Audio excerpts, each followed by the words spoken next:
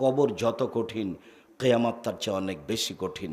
কিয়ামত যত কঠিন জাহান্নাম তার চেয়ে অনেক অনেক অনেক বেশি কঠিন। রাসূল সাল্লাল্লাহু আলাইহি সাল্লাম বলেন, আল কবর আউয়ালু মানজিল মিন মানাজিলিল আখিরা। মরার পরে যত স্তর আছে তার প্রথম স্তর হলো কবর। ভাই না জামিন হো ফাবাদ হাইসর মিন হো।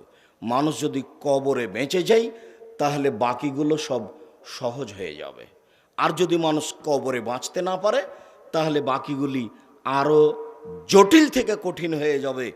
কবর যত কঠিন কিয়ামত তার চেয়ে অনেক অনেক অনেক বেশি কঠিন। কিয়ামত যত কঠিন জাহান্নাম তার চেয়ে অনেক অনেক অনেক বেশি কঠিন। আব্দুর রাজাক সাহেব, কবরের চেয়ে কিয়ামত কঠিন, জাহান্নাম কঠিন, কবরের চেয়ে কিয়ামত সহজ, এইটা একটু বুঝাবেন? হ্যাঁ, তা 1 মিনিট বলতে পারি। রাসূল সাল্লাল্লাহু আলাইহি সাল্লাম কবরের সময়সীমাকে বাসর রাত বলে উল্লেখ করেছে। বাসর রাত, বিবাহ করার পরে প্রথম রাতে যে বউ নিয়ে সময় কাটাই এইটার নাম বাসর ঘর, বাসর রাত। তো এইটা একটা সময় আমরা অনুমান করতে পারি যে 10টার সময় মেয়েটাকে নিয়ে আসলো, 12টা 1টা পর্যন্ত গ্রামের বাড়ি ঘর সবাই মিলে মা খালা ফুফু কথাবার্তা বলল, এবার বাসর ঘরে গেল, তারপরে ভোর 4টা পর্যন্ত থাকতে আজান হয়ে গেল। তাহলে মোটামুটি বোঝা গেল যে বাসর ঘরের সময়সীমা 4 ঘন্টা। ভালো মানুষের জন্য কবরে থাকার সময়সীমা 4 ঘন্টা। রাসূল সাল্লাল্লাহু আলাইহি সাল্লাম বলছেন ভালো মানুষের জন্য কবরে থাকার সময়সীমা হলো বাসর ঘরের রাতের সমান। তাহলে কেউ আজকে 3,000 বছর আগে, 10,000 বছর আগে, 2 কোটি বছর আগে কবরে শুয়ে গেছে, কিন্তু যখন কবর থেকে উঠবে তখনও মনে করবে যে আহারে একটু আগে শুইলাম।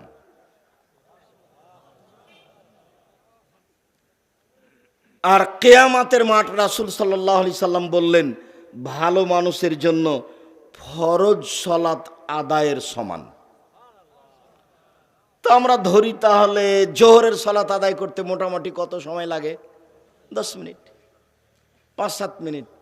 তাহলে কিয়ামতের সময়সীমা ভালো মানুষের জন্য মোটামুটি কয় মিনিট? 5-7 minute, 10 minute. আর যদি ঠেকে যায়, চেয়ারম্যান সাহেবকে আমি বলেছিলাম ভাই সব কাজে আসেন না, এগুলো খুব কঠিন। তার মানে এতে 10-এর সম্পদ আছে, তো 10-এর সম্পদ খুব ভয়াবহ।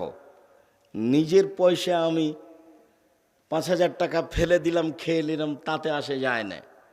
10-এর পয়সার যদি 1 টাকা আমার মাধ্যম 19-20 হয়ে যায়, সেটার জন্য বিচারের মাঠে রেহাই হবে না। ওইটার বিচারের জন্য যদি আমার 1 টাকার 19-20-এর জন্য যদি আমার বিচার দেরি হতে 1 দিন দেরি হয় তাহলে 50,000 বছর। যদি 3 দিন দেরি হয় তাহলে আমার বিচারের সময়সীমা হয়ে গেল 1.5 লক্ষ বছর। কতদিন আমার বিচার চলবে আল্লাহই ভালো জানে। যার জন্য আমি সকল দিনই ভাই বোনকে বলি যে আপনারা 5 ওয়াক্ত সালাতের সাথে সাথে একটা বেশি বেশি কাজ করবেন, দান। দান যা আছে খাওয়া খরচ বাদ দিয়ে সবকে দিয়ে ফেলে দেওয়ার চেষ্টা করবেন। তবে যারা ব্যবসা বাণিজ্য করছেন, টাকা ইনকাম করছেন, তারা সবই দিয়ে দিয়েন না, দিলে তো আপনারা বাকি কাজ বন্ধ হয়ে যাবে। আমি কাউকে কোনোদিন টাকা পয়সা ইনকাম কম করতে বলিনি, চকলেট দিয়ে ব্যবসা করতে বলেছি, এই জন্য যাতে করে ঋণ নিতে না হয়। কোটি টাকা আপনি ঋণ নিয়ে ব্যাংক থেকে টাকা উঠে ব্যবসা শুরু করলেন, তার বিনিময়ে জাহান্নাম, তো আপনি করলেন কি? আপনি চকলেট দিয়ে ব্যবসা শুরু করেন, 30 বছরে কোটি টাকার মালিক হন, তাহলে নিজেও ভালো থাকবেন, ছেলে মেয়েও ভালো থাকবে, ফকির মিসকিনকে দিতে পারবেন, প্রতিষ্ঠানে কিছু দিতে পারবেন। যারা ব্যবসা বাণিজ্য করছেন তারা ঘুমের ঘোরে ব্যবসা করবেন, এটা আমার পরামর্শ থাকছে। পয়সা কোনোদিন কম ইনকাম করতে হবে এ কথা হিসাব ঠিক নয়। পয়সা বেশি ইনকাম করতে হবে, এ কথাই ঠিক। রাসূল সাল্লাল্লাহু আলাইহি সাল্লাম বলছেন, বুখারী মুসলিমের হাদিস, শোনো, তোমরা তোমাদের ছেলে মেয়েকে নিঃস্ব ছেড়ে যেও না, তোমরা তোমাদের ছেলে মেয়েকে সম্পদশালী করে যাও, এটাই তোমাদের জন্য জরুরি। ছেড়ে যাব মানুষের কাছে হাত পাতবে, এটা ঠিক নয়। কেন আমি কথাটা বলি, যে যতদিন পর্যন্ত আপনার বিচার চলবে, যদি আপনার দান থাকে তাহলে আপনি দানের নিজ ছায়াতলে থাকতে পাবেন। দেখা যাক বিচার কতদিন চলে।